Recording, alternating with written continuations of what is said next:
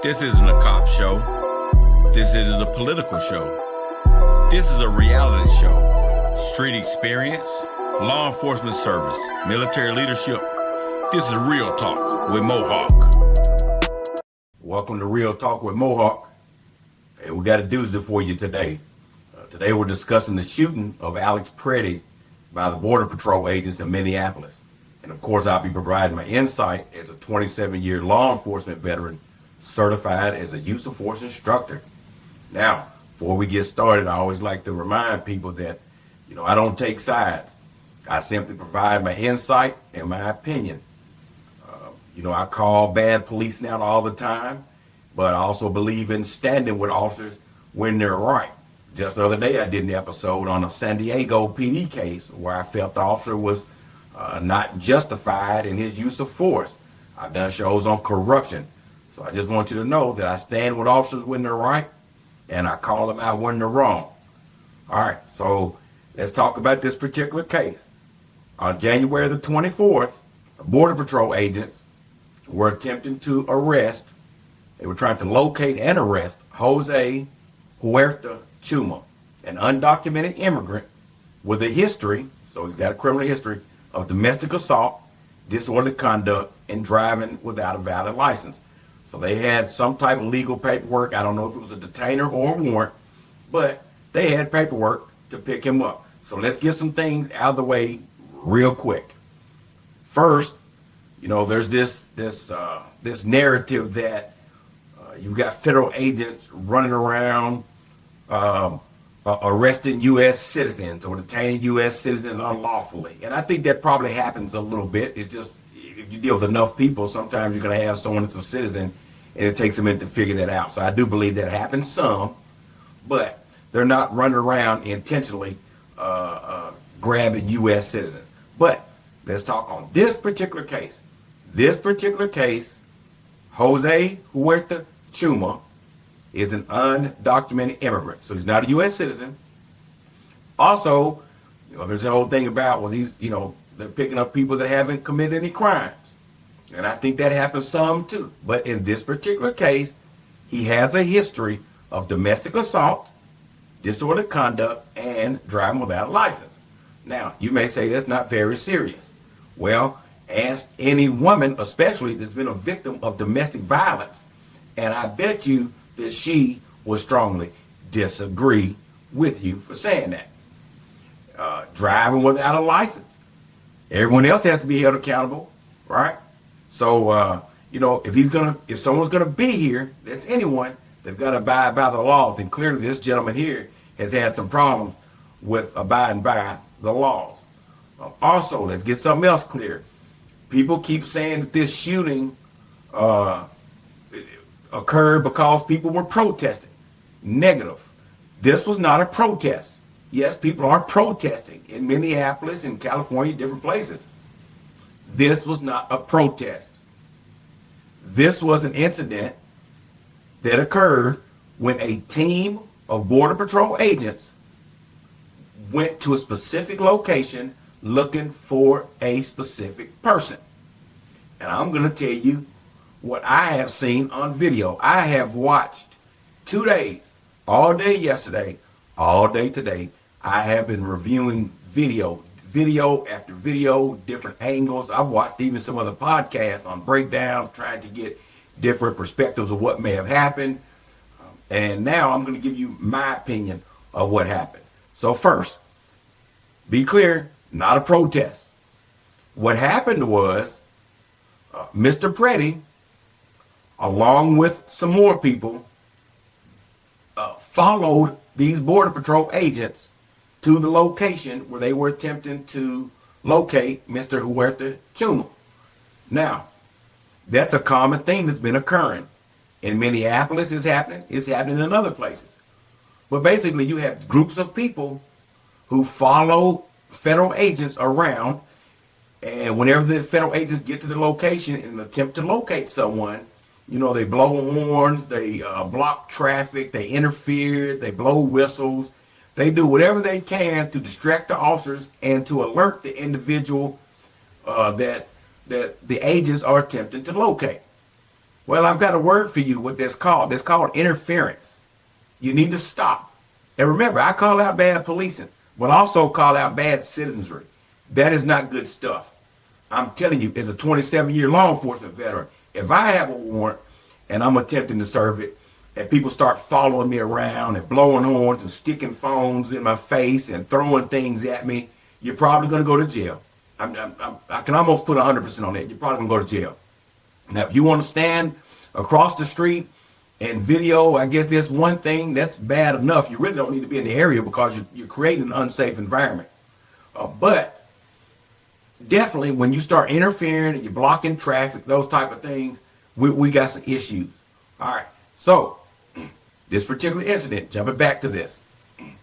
So they get to this location and a video just came out today that shows that prior to this whole big scuffle that resulted in the shooting of Mr. Pretti, right before that, you can see where Mr. Pretti had an interaction with Border Patrol agents in the middle of the same street.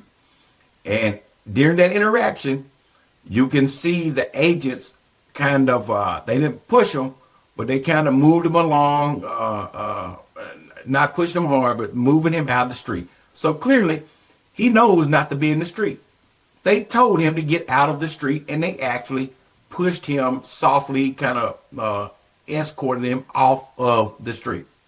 Okay? So, had he been told to get out of the street? Yes. People say, well, you got a right to stand in the street. Well, let me help you out. No, you don't. No, you do not. You do not have a legal right to obstruct or impede traffic. Whether he was trying to get traffic to come through, whether he was trying to get traffic to stop, it doesn't matter. He has no lawful authority to do anything. He needs to be out of the roadway. That's it. There is no justification for it. I don't care if people like what the law enforcement is doing. If they're doing it legally, that's all that matters. If you don't like what they're doing legally, then guess what? You have representatives. We all have representatives. We just need to get with our representatives and get the laws changed. Law enforcement officers do not make laws. They don't create laws. They simply enforce laws, and that's what these guys were doing. They were lawfully performing their duties. And for people that want to keep yelling that these guys are not law enforcement officers, let me help you with that. They are law enforcement officers. Yes, they are. They are federal law enforcement officers. For those of you that say they're not trained, that's not true either. It just came out today that this guy that, one of those agents that fired shots, I don't know how many fired shots, but at least one of them was an 8-year veteran. If he's an 8-year veteran, that means he went through a full 16-week course at FLETC, the Federal Law Enforcement Training Center. Okay? So, yeah, he knows what he's doing. He's got 8 years on the job. So let's get that out, that it was a training issue. Now, so I will get on some training here in a minute with something I saw that may have caused this thing to get completely out of control. And we'll talk about that in a minute. Okay. Now, so we got the part where the first encounter that we see on video, where the agents escorted or pushed softly Mr. Pretti and another person out of the roadway. All right. Shortly after that, Mr. Pretti is seen in the same roadway in the middle. He's got a phone out, and he's either telling the car to come by or he's telling the car to stop. I can't really tell by the video, but either way, the car goes past him. Okay. While that's going on, behind him or beside him, beside Mr. Pretti, you can see a Border Patrol agent dealing with another individual. And it appears that they were pushing that individual to the side of the road. While that's happening, another lady enters the screen, and a Border Patrol agent walks up, it looks like it was a female Border Patrol agent, and shoves the lady. Now, I will say the shove was hard. I don't know what had happened before that, but it was definitely a very forceful shove. Now, someone may say that shove was too hard.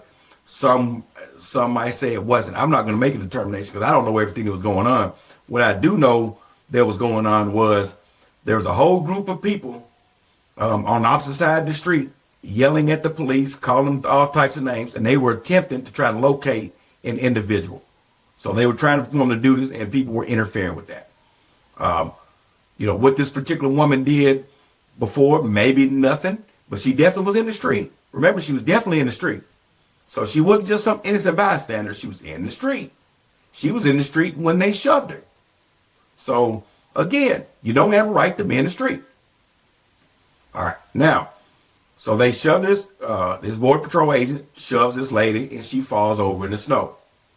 Mr. Pretti, who's probably 5 or 6 feet away, I guess, he immediately goes straight to the Border Patrol agent.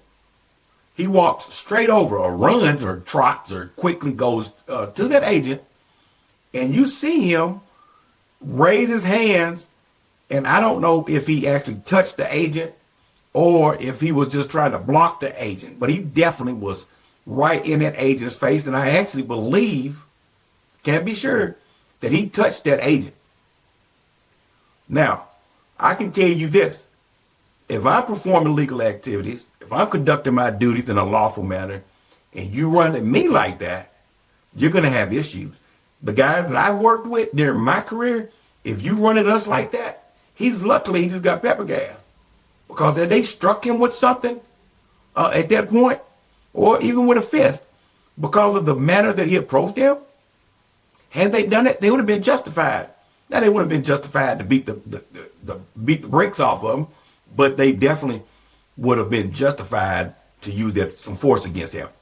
But other way, the Border Patrol agent has got a large, we call it a riot control, like a pepper gas, a chemical agent container. But either way, the agent deploys chemical agent into Mr. Pretti's face. Mr. Pretti turns around. It looks like he's trying to shield the lady who had been shoved, or he's trying to help her get back up to her feet. Well, at that point, looks like the Border Patrol agents had enough of him, so they're trying to arrest him. So they grab him, they pull him backwards. He's still trying to hold on to the lady that was on the ground, but they pull him back. They eventually get him down, force him down onto his hands and knees. And while they're scuffling with him on the ground, I heard it. I watched the video. Like I said, I've been watching several videos. You hear an agent clearly yell, "Gun, gun," at least twice that I could make out. While that's happening, you see another agent putting his hand to his gun. And while that's happening, you see another agent. And I think they said he had on the gray. That's the guy that kind of walked up out of nowhere. The agent walked up out of nowhere. But he walked up, and you can see his hand reach to the right side of Mr. Pretti. And it appears that, I can tell you this, he didn't have a firearm in his hand when he reached in, but when he came out, he had a firearm. One can only assume that was Mr. Pretti's firearm. It looks like the agent got that firearm out of the holster of Mr. Pretti. Now, here's where I think it went really bad. So remember this. You got an agent on the ground tussling, yelling, "Gun, gun."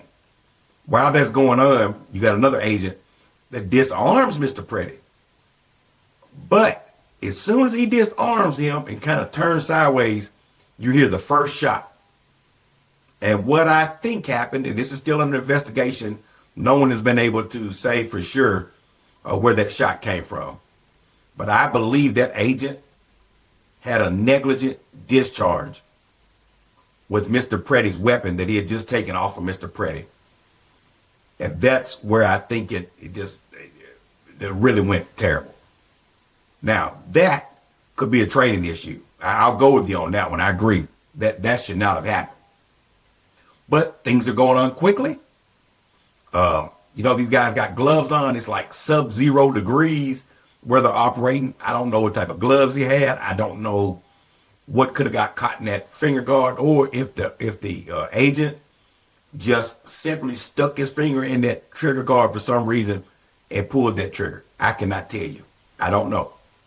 But what did happen As soon as that shot was fired, you see several agents pull their firearms and begin shooting Mr. Pretti. And I think they said he was shot 9 times. Now, let's talk about how this is going to be judged as far as if the officers were justified in shooting Mr. Pretti. So remember, we got to take these feelings out. I've talked about this before. Doesn't matter if we think Border Patrol or ICE or anyone else should be there. It doesn't matter. The courts are not concerned with that. They only want to know, were they in compliance with the 4th Amendment? And in this case, they're going to look back at Graham v. Connor. And what they want to know is, were the officers legally there? Yes, we know that because they were looking for Mr. Huerta Chuma. So they were legally there. They were conducting legal activities. They were legally attempting to arrest Mr. Pretti. And people say, we've got a right to carry a gun. I agree. He had a concealed carry permit. He has a right to carry his gun. What you don't have a right to do, though, is to commit crimes while you're armed. In fact, you can't commit crimes while you're unarmed. But part of carrying or part of receiving a concealed carry permit, it's clear that you cannot be armed during certain activities. You can't be intoxicated. You can't carry in certain places. So there are rules, and you can't be committing crime. You can't be involved in illegal activity while you're armed. And he was. You may think, some people may think, oh, he was just blocking the road, or he was just interfering with the police because he didn't agree with it. You know what that's called? That's called illegal activity. Period.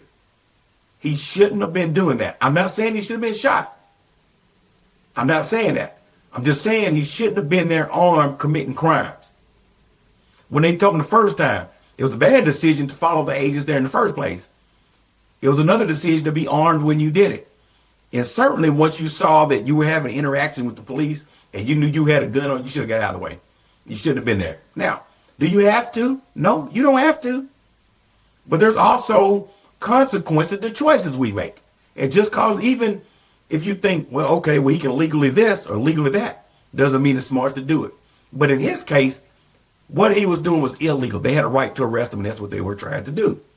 But the officers that fired the shots, this is what they have.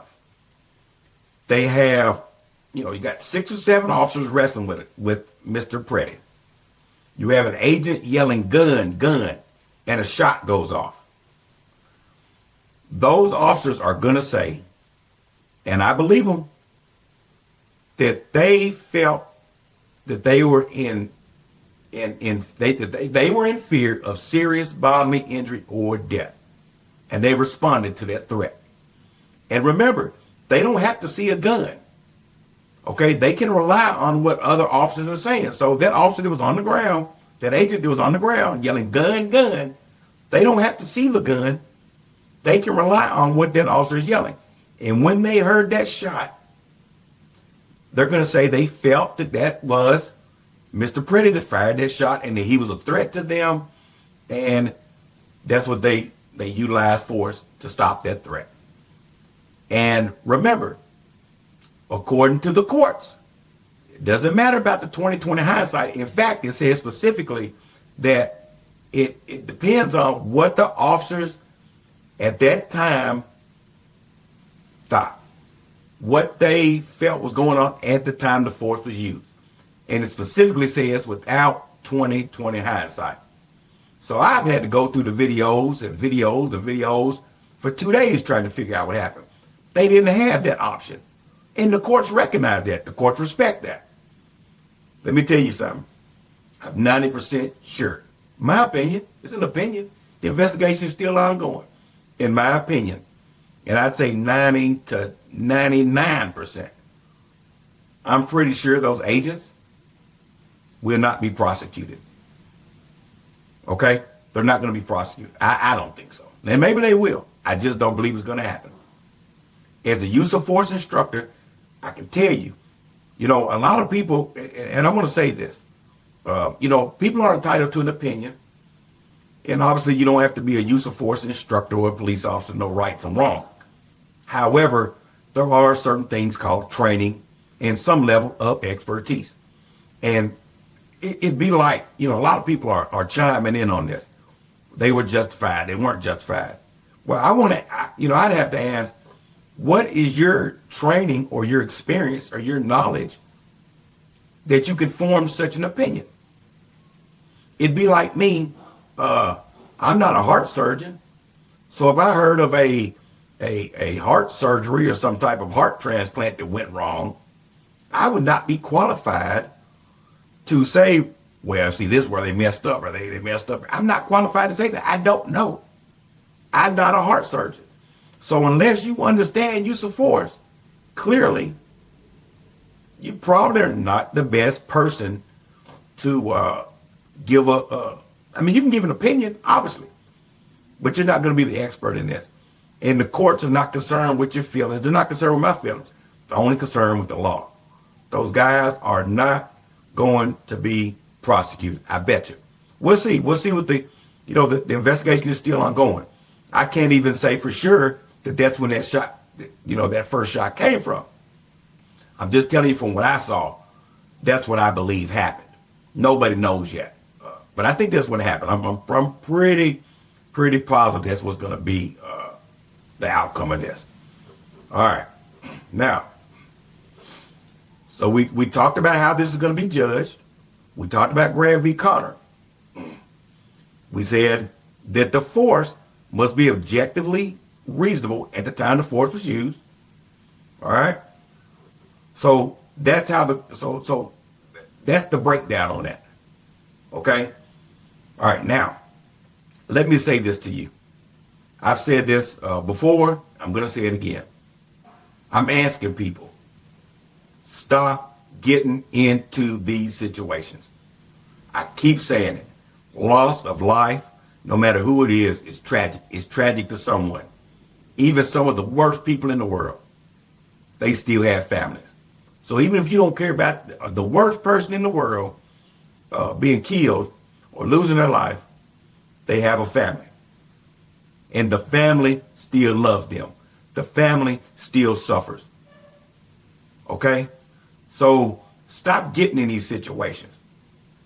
And ever since doggone cell phones has become popular with, these cell phones, with sticking these cell phones in police officers' faces, people have gotten too comfortable with that.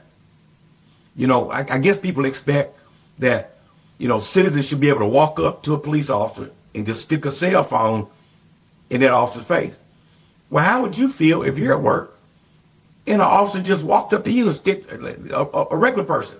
What about me?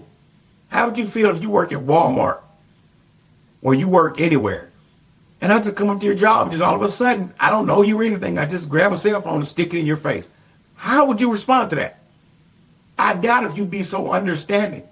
I think these officers are doing a really good job of remaining calm. I'm watching these, up here at these protests, throwing, spitting in the police officers' faces, spitting in their faces, throwing frozen water bottles, chunks of ice. You're playing with fire. And when you play with fire, you may get burned. Cut it out. Stop doing these things. If you want to assemble and peacefully protest, by all means, I'm for it. I did 27 years in law enforcement and 24 years in the military. I am absolutely about America and the rights of Americans. But don't do it the wrong way. Do it the right way. Protest. Protest forever if you want to. If you don't want to shop for a day or two to show a stance against, that's fine. But when you start blocking traffic, when you start destroying property, when you start assaulting police officers or other people, even other people who have an opposing view, okay? It doesn't matter to me if you believe they should be there or not. Whichever your case is, that's fine. And if you feel one way and I feel a different way, I'm not going to assault you. I'd rather have a talk with you. We may even scream a little bit. We may get a little upset. But to assault you, to get in your face, to threaten you, That is crazy. That's crazy business. And there's a lot of politicians that keep pushing this. And I'm extremely disappointed in the governor of Minnesota and the mayor of Minneapolis and the chief in Minneapolis, because he is obviously just a pawn for the doggone mayor. And it's sad to see. I watched his body language. Let me tell you something. I can read body language. I saw him while the mayor was talking during an interview, and his head just went down. Like he was so hurt about what the mayor was saying. But instead of standing up and holding up for his people and helping maintain order or regain order in the streets, guess what he did? He stood back like a coward. That's exactly what he did. And that's the problem now with a lot of police chiefs. That's how they get those positions. They get appointed to those positions because the politicians know they can run them. So now he's no longer a law enforcement officer, which is a very proud title, right? We take pride in that. You know, we're not biased. We're not supposed to be biased. Everyone has a little bias, I get it. Well, we're supposed to enforce the law, period. But now he's a politician. He's a pawn for a politician. He's a part of a system. And that's terrible. So let's stop getting ourselves into these positions. Let's love one another. Let's take care of one another. Let's stop being sucked into these things. And let me say something too. Let me say this to my black viewers. I want to say something to you. Stop letting people play off of old pain. We know that black people had to deal with slavery. We know black people had to deal with civil rights and trying to get just basic human rights. Stop letting all of these different groups cause you to get involved with this. Stop every time they got an agenda, right, or they got a cause, they want to bring black people into it and compare that to civil rights. If a man wants to go into a woman's bathroom, all of a sudden, well, when did Martin Luther King stand for? I don't know, but I never heard him talk about that. You know, if you want to talk about gender stuff and all that didn't have anything to do with civil rights. Mutilating bodies, abortion, everything's got to be, they keep pulling black people in for this. Where was all these people when black people were struggling? Right now, you got immigration going on. Where were all these, where was all these immigrants at when black people was going through this stuff? Stop getting sucked up into this stuff. Don't let these people play off of you. That's a sad thing to say, because guess what? When you get charged and you get to go to jail and you got a record, they're not coming to get you out. Ain't none of these people. All these privileged white people is out there, and most of them are getting paid. They're not coming to get you out. When you need to get that record expunged, they're not going to pay for that for you to get that expunged. They don't care about you. They are using you. Stop letting them use you. Stop letting them play with you like that. You are smarter than that. You've come too far to let these people try to involve you in every single issue they got going on. Black people still have enough issues of their own to keep worrying with this stuff. Stop letting them do that. But thank you for joining me for another episode of Real Talk with Mohawk. I look forward to seeing you again soon. If you care about truth over politics and safety over optics, you're in the right place. This is Real Talk with Mohawk. Street experience, law enforcement service, military leadership.